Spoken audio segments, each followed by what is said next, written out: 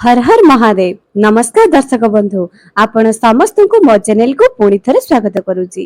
22 जुलाई श्रावण मासर प्रथम सोमवार शिवलिंग उठे आणंतु एही गोटाए जिनिस।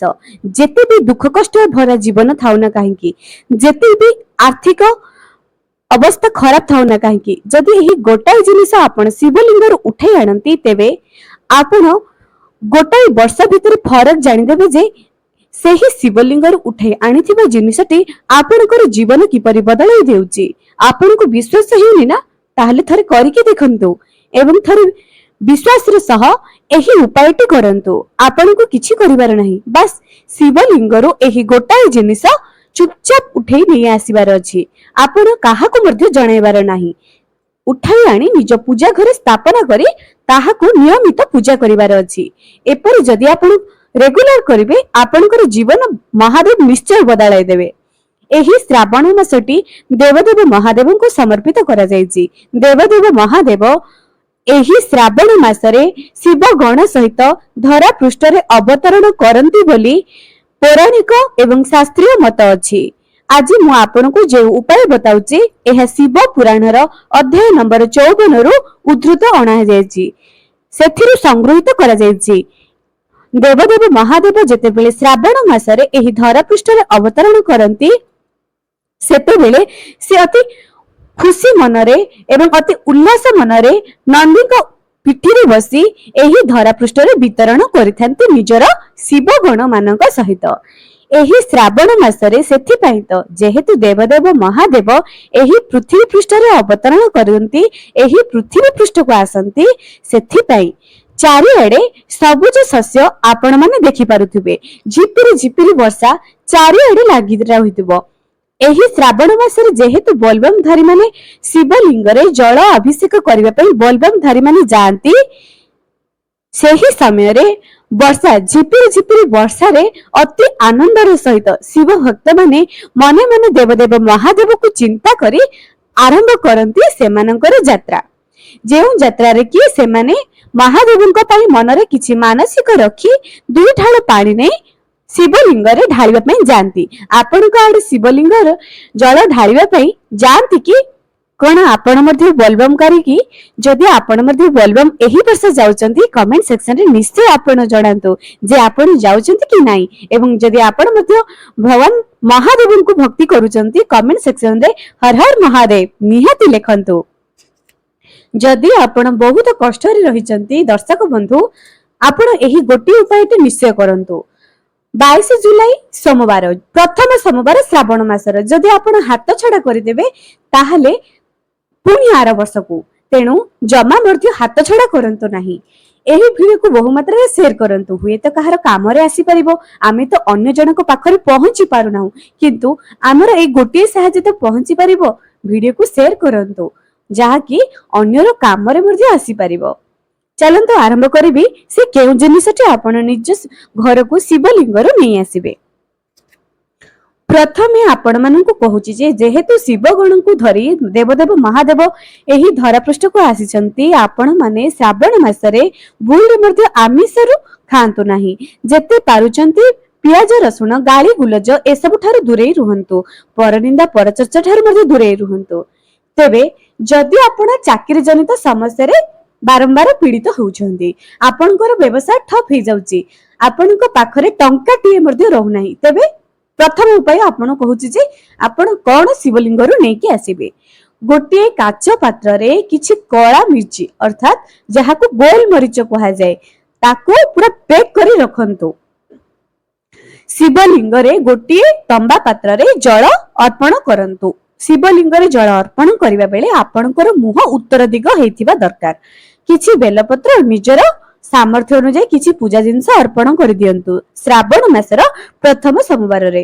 तापरे कोन करिवे सेही गोलमरीच डबाटी को शिवलिंग रे स्पर्श करी निज घर को आनंतु। प्रत्येक दिन जेतेबेले आपण काम करिबा पई जाउचंती सेथिरु गोटाय गोलमरीच निजर पॉकेट रे धरि के जानतु। आपण एपरी रेगुलर करंतु। मन रखंतु दर्शक बंधु जे होचंती काळर भी काळ महाकाळ, जहांक मुंडरे देवदेव महादेवंकर आशीर्वाद रहि जाय तार की बिगाड़ी परिबो केही किछि बिगाड़ी पारिबो नाही। हाँ आज्ञा, देवदेव महादेव जहा मस्तकरे थरटी हाथ रखी देइचंती ताहार केही किछि भी बिगाड़ी पारिबो नाही। जदि जीवन रे बहुत कष्ट रे अछंती तेबे महादेवंको स्मरण को जांतु, महादेवंकर आराधना करंतु, रेगुलर पूजा करंतु, रेगुलर मंदिर को जांतु, गोटी लोटा ढाळ जलाभिषेक करंतु आउ देखंतु देवदेव महादेव किपरि 40 दिन भितरे आपनकर भाग्य बदलाई देबे। एवं एही समय रे आपनकु परीक्षा भी करिवे। मन रखंतु जदि अधिक दुख आसी जाउची शिव पूजा कला पर मध्ये तेबे जानंतु जे भगवान आपनकर परीक्षा करूचंती। जमा मध्ये थेय हुंतु नाही, भरोसा रखंतु सेही महादेव को ऊपर। द्वितीय उपायटी एयाटे जे एही शिव मंदिर को जाई 3टी बेलपत्र नियंतु। गोटे बेलपत्र आपण जलाधारी जेउठारे कि अशोक सुंदरींकर बास थाए सेही जलाधारी रे गोटे बेलपत्र रखंतु एवं जहार दंडी शिव बेलपत्र दंडी ताहा हबो जेउठारु जल प्रवाहित हेउची सेही पटे सेही बेलपत्र दंडीटी रहिबो। द्वितीय बेलपत्र रहिबो शिवलिंगर चारिपटे अर्थात जेउठारे कि मां पार्वतींकर बास। आपण जेउठारे बसी थिबे जेउ बेलपत्र मां पार्वतींक पाखरे आपण अर्पण करिवे ताहार दंडी हबो आपणक आडे। आपण जेउठारे बसी थिबे सेही बेलपत्र दंडीडा हबो आपणक आडे। तृतीय बेलपत्र आपण शिवलिंगर उपरे रखिबे एवं एही शिवलिंग उपरे एहार दंडी हेबो आपण जेउठारे बसी थिबे तार विपरीत मुखरे रखिबे। बुझी परिले एपरी करिबा द्वारा आपनकर सकल मनस्कामना पूर्ण हबो। जदि कोनोसी विवाहित महिला एही उपाय को करंती तांकर केते भी दुख थाउ ना काहेकि महादेव ताहाकु तत्क्षण दूर करिवे। तृतीय उपाय एयाटे जे आपण गोटी छोटिया अक्षत नियंतु। छोटिया अक्षतटी जे कि भांगी नथिबो। विवाहित महिला माने जदि एहाकु करिबे अत्यंत शुभ अटे। एही अक्षत को आपण शिवलिंगर अशोक सुंदरीर जगार छुआई अशोक सुंदरी को ध्यान करिकी निजर मनस्कामना जणाई शिवलिंग चढ़ातु। एपरि करिबा द्वारा आपणकर मनस्कामना तत्क्षणात पूर्ण होई जिवो। कन्यारी फूल शिवलिंग रे कन्यारी फूल चढ़ातु। अशोक सुंदरी को छुआई शिवलिंग ऊपर छुआतु एवं एही शिवलिंग रे जदि आपण बहुत असुविधा रे रहउचंती किछि पादुका घर को नहीं आसंतु। आपण जेउ पानी को भगवान कर अर्पण करिवे सेही पानी को निज घर को नहीं आसंतु। निज घर को आनी 3 दिन लगातार ताको चयन करंतु अर्थात पान करंतु। निज आखिरे निज मस्तकरे निज कंठरे लगांतु। कंटिन्यू 3 दिन करंतु। जदि आपण रेगुलर भी करिवे किछि असुविधा नहीं। एवं देखंतु आपणकर दुख किपरि दूर होई जिवो। दर्शक बंधु जदि आपण महादेव को हृदय विश्वास करूचंती तेबे एही उपाय निहाती करंतु। जदि भगवान भोलेनाथ आपणकर भाग्य न बदलाइबे आपण कमेंट सेक्शन रे लिखिबे। एहा शिव पुराण रु अध्याय नंबर 54 रु संग्रहित करा जायछि। एवं आ गोटे कथा जदि आपण संतान जनित पीड़ा रे पडिचंती संतान जनित कष्ट रे पडिचंती तेबे श्रावण मासरे 16 सोमवार व्रतटी निश्चय करंतु। श्रावण मासर प्रथम सोमवार जमा भी हाथ छड़ा करंतु नाही। जदि आपण संतान जनित कष्ट रे पीड़ित अछंती तेबे एही उपायटी आपण निश्चय करंतु। जदि आपणकर मनस्कामना पूर्ण न हेबो कहिबे श्रावण सोमवार एवं 16 सोमवार एमिति एक व्रत जे भी करिछि तार मनस्कामना निश्चय पूर्ण होइछि। आपण एही श्रावण 16 सोमवार व्रत जेते बेले करिवे पर घरे खाइबे नाही, बाहर कोनोसी भी खाद्य ग्रहण करिबे नाही। जेउ मानकर मृत्तिका एवं छुत्रिका चली थाए सेमानक घरु आपण पानी भी पीबे नाही। एवं जेउ महिला मानकर मासिक धर्म थाए सेमानक पाखरु मध्ये खाद्य ग्रहण करिबे नाही। मोटामोटी कहिबाकू गले आपण 16 सोमवार व्रत श्रावण सोमवार व्रत जदि संकल्पर सहित निष्ठार सहित एवं निज मनस्कामना पूर्ण करबा पे चाहुचंती तेबे भूल रे मध्ये पर घरु खाद्य ग्रहण करिबे नाही। कले आपणकर संकल्प नष्ट होई जिवो। एवं एही श्रावण सोमवार रे गोटी त्रिशूल नियंतु। देवदेव महादेवंकर शिवलिंगर जलाधारीर डाहाण को स्पर्श करी डाहाण पटे जे कि बसी थांती डाहाण पटे कार्तिक बसी थांती तांकु स्पर्श करी निज घर को नहीं आसंतु। ଏବଂ ତାହାକୁ ନିତ୍ୟ ପୂଜା କରନ୍ତୁ। ଦେଖିବେ ଆପଣଙ୍କର ଯେଉଁ କଷ୍ଟ ଯେଉଁ ଶତ୍ରୁ ଜନିତ ପୀଡ଼ାରେ ଆପଣ ପଡ଼ିଛନ୍ତି ତାହା ନିଶ୍ଚୟ ଦୂର ହୋଇଯିବ। ଯଦି ଆପଣ କରଜରେ ପଡ଼ିଛନ୍ତି ଗୋଟିଏ ଡମ୍ବରୁ ଶ୍ରାବଣ ମାସ ସୋମବାର ଦିନ ଦେବଦେବ ମହାଦେବଙ୍କୁ ଅର୍ପଣ କରନ୍ତୁ। ସେହି ଡମ୍ବରକୁ ପୂଜାରୀଙ୍କ ଦ୍ୱାରା ବିଧି ମତେ ପୂଜା କରନ୍ତୁ, ଶିବ ମନ୍ଦିରରେ ଅର୍ପଣ କରିଦିଅନ୍ତୁ ଏବଂ ନିଜ ଘରକୁ ଚାଲି ଆସନ୍ତୁ। ଦେଖିବେ ଆପଣ କିପରି କରଜରୁ ମୁକ୍ତି ହେଉଛନ୍ତି। ଯଦି ଆପଣ ଅର୍ଥ ଚାହୁଁଛନ୍ତି ଶ୍ରାବଣ ସୋମବାର ଦିନ 108ଟି ଅକ୍ଷତ ଦାନ ଦେବଦେବ ମହାଦେବଙ୍କୁ ଅର୍ପଣ କରନ୍ତୁ। ଶ୍ରାବଣ ସୋମବାରରେ 108ଟି ଦାନ ଅର୍ପଣ କରିବାର ବିଶେଷ ମହତ୍ଵ ଅଛି। ଯଦି ଆପଣ ଟଙ୍କା ଚାହୁଁଛନ୍ତି 108 ଟଙ୍କା ଶିବଲିଙ୍ଗରେ ଅର୍ପଣ କରନ୍ତୁ, ତାପରେ ତାହାକୁ ଆପଣ ଗରିବଙ୍କୁ ଦେଇ ଦିଅନ୍ତୁ କିମ୍ବା ପୂଜାରୀଙ୍କୁ ଦେଇ ଦିଅନ୍ତୁ।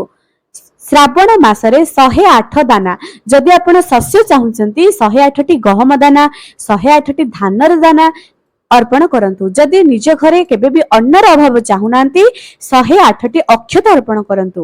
108ଟି ପଦ୍ମ ଫୁଲ ଅର୍ପଣ କଲେ ଆପଣ କେବେ ମଧ୍ୟ ଲକ୍ଷ୍ମୀ ପ୍ରାପ୍ତିରୁ ବଞ୍ଚିତ ରହିପାରିବେ ନାହିଁ। କେବେ ମଧ୍ୟ ଆପଣଙ୍କ ଘରେ ଅଭାବ ଲାଗି ରହିବ ନାହିଁ। ଯଦି ଆପଣ 108ଟି ପଦ୍ମ ଫୁଲ ଅର୍ପଣ କରୁଛନ୍ତି, 108ଟି ପଦ୍ମ ଫୁଲର ମଞ୍ଜିର ମାଳା ଅର୍ପଣ କରୁଛନ୍ତି, ଆପଣଙ୍କ ଘରେ ସ୍ଥିର ଲକ୍ଷ୍ମୀର ବାସ ହେବ। ଆପଣ 108ଟି ଯାହା ଅର୍ପଣ କରିବେ ତାକୁ ଦେଖି ଆପଣଙ୍କୁ ସେହି ହିସାବରେ ଫଳ ପ୍ରାପ୍ତି ହେବ। ଏବେ ଆଉ ଗୋଟେ କଥା, ଯଦି ଆପଣ ମାନେ ଅର୍ଥର ସମସ୍ୟା ଲାଗି ରହୁଛି, ଶ୍ରାବଣ ସୋମବାରରେ ଆଖୁ ରସ ଶିବଲିଙ୍ଗରେ ଅର୍ପଣ କରନ୍ତୁ। ଏହା ଦ୍ୱାରା ଆପଣଙ୍କୁ ଲକ୍ଷ୍ମୀ ପ୍ରାପ୍ତି ହେବ।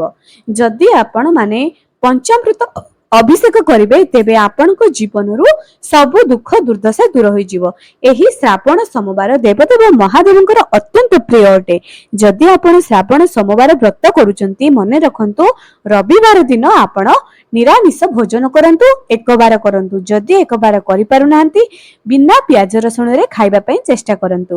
ଯଦି ଆପଣ ବହୁତ ବ୍ରତ ଉପବାସ କରୁଛନ୍ତି, ଆପଣଙ୍କର ମନସ୍କାମନା ପୂର୍ଣ୍ଣ ହେଉନାହିଁ, ଯେଉଁ ବ୍ରତ କରୁଛନ୍ତି ଠିକ ତାର ପୂର୍ବ ଦିନ ସକାଳୁ ସୂର୍ଯ୍ୟୋଦୟ ପୂର୍ବରୁ ଉଠି ସ୍ନାନ କରନ୍ତୁ, ନିଜ ମୁଣ୍ଡକୁ ସଫା କରି ସ୍ନାନ କରନ୍ତୁ ଏବଂ ବିନା ପିଆଜ ରସୁଣରେ ଖାଦ୍ୟ ଗ୍ରହଣ କରନ୍ତୁ। ଶିବଲିଙ୍ଗରୁ ଯଦି ଗୋଟିଏ ବେଲପତ୍ର ନିଜ ଘରକୁ ଉଠାଇ ଆଣି ନିଜ ପର୍ସରେ ରଖିଦିଅନ୍ତି, ତେବେ ଆପଣଙ୍କର ଟଙ୍କା ବି ଅଭାବ ରହିବ ନାହିଁ। ଶିବଲିଙ୍ଗରେ ରୁଦ୍ରାକ୍ଷ ଅର୍ପଣ କରନ୍ତୁ। ସେହି ରୁଦ୍ରାକ୍ଷକୁ ପୂଜା କରି ନିଜ ଘରକୁ ନେଇ ଆସନ୍ତୁ ଏବଂ ଗୋଟିଏ ଫରୁଆରେ ରଖି ନିତ୍ୟ ପୂଜା କରନ୍ତୁ। ଭାବନ୍ତୁ ଯେ ଏହା ହେଉଛନ୍ତି ଦେବଦେବ ମହାଦେବଙ୍କର ଆଶୀର୍ବାଦ ଆପଣଙ୍କ ଘରକୁ ଆସିଛି। ଏପରି ଅର୍ପଣ କରନ୍ତୁ। ଶିବଲିଙ୍ଗରେ ଆପଣ ଲବଙ୍ଗ ଅର୍ପଣ କରନ୍ତୁ। ଏହା ଦ୍ୱାରା ଆପଣଙ୍କର କଷ୍ଟ ଦୂର ହବ। ଆପଣ ମୁଗ ଅର୍ପଣ କରିପାରନ୍ତି, ମସୁର ଡାଲି ଅର୍ପଣ କରିପାରନ୍ତି, ମହୁ, ଘିଅ, ଦୁଧ, ଶର୍କରା, ମିଶ୍ରି ଯାହା ବି ଅର୍ପଣ କରନ୍ତୁ, ଦେବଦେବ ମହାଦେବଙ୍କୁ ଶ୍ରଦ୍ଧାର ସହିତ ଅର୍ପଣ କରନ୍ତୁ। ଆପଣ ଯେଉଁ ଉପାୟ କରନ୍ତୁ ନା କାହିଁକି, ଯେଉଁଠାରେ ବିଶ୍ୱାସ ନାହିଁ ସେଠି ଭଗବାନ ବି ନାହାନ୍ତି। ଯଦି ଆପଣ ସତରେ ନିଜ ଜୀବନର କଷ୍ଟରୁ ଉଦ୍ଧାର ପାଇବା ପାଇଁ ଚାହୁଁଛନ୍ତି, ତେବେ ନିଶ୍ଚୟ ଶିବଲିଙ୍ଗରେ ଏହି ସବୁ ଅର୍ପଣ କରନ୍ତୁ ଏବଂ ବେଲପତ୍ର, କିଛି ଫୁଲ, କିଛି ଅକ୍ଷତ ଏବଂ କିଛି ପାଦୁକା ନିଜ ଘରକୁ ନେଇ ଆସନ୍ତୁ। ଆପଣ ଯଦି ଏହାକୁ କରିବେ, ବିଶ୍ୱାସ କରନ୍ତୁ ଆପଣଙ୍କ ଜୀବନରୁ ସବୁ ଦୁଃଖ ଦୁର୍ଦଶା ଦୂର ହୋଇଯିବ। ଶିବଲିଙ୍ଗର ପାଦୁକାକୁ ଆଣି ଯଦି ନିଜର ମୁଖ୍ୟ ଦ୍ୱାରରେ ସିଞ୍ଚନ କରନ୍ତି, ନିଜ ଘରର କବାଟରେ ସିଞ୍ଚନ କରନ୍ତି, ନିଜ ମସ୍ତକରେ ଘରର ପରିବାର ବର୍ଗଙ୍କୁ ପିଆଇବା ପାଇଁ ଦିଅନ୍ତି, ତେବେ ଆପଣଙ୍କ ଘରୁ ଦୁଃଖ ଦୁର୍ଦଶା ଚାଲିଯାଏ।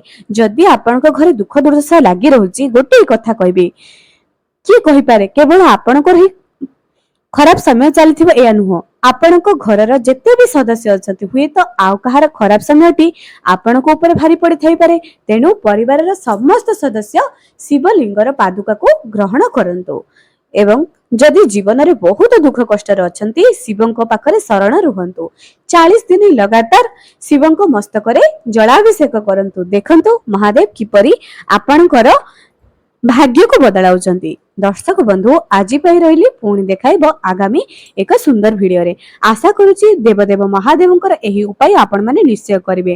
ଦେବଦେବ ମହାଦେବ ଆପଣଙ୍କୁ ଏବଂ ଆପଣଙ୍କ ପରିବାରର ସମସ୍ତ ମନସ୍କାମନା ନିଶ୍ଚୟ ପୂରଣ କରନ୍ତୁ। ଏହା ହିଁ ପ୍ରଭୁ ଶିବ ଶମ୍ଭୁଙ୍କ ନିକଟରେ ଆମର ପ୍ରାର୍ଥନା।